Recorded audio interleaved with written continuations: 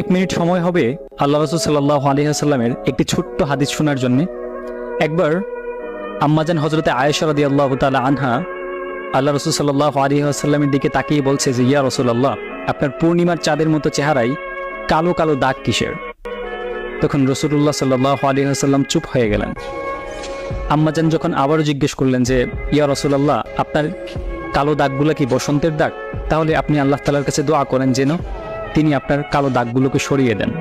তখন রাসূল সাল্লাল্লাহু আলাইহি ওয়াসাল্লাম কান্না করে দিলেন এবং বললেন যে, আয়েশা, তুমি জানো এই দাগগুলো কিসের? আমার এই দাগগুলো সরিয়ে দেওয়ার জন্য আমি আল্লাহ তাআলার কাছে কখনোই দোয়া করব না।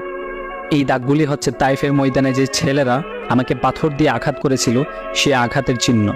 তারা একবার নয়, দুইবার নয়, তিনবার আমাকে আঘাত করেছে এবং আমাকে অজ্ঞান করে ফেলেছিল। আমি চাই না আমার এই দাগগুলো মুছে যাক।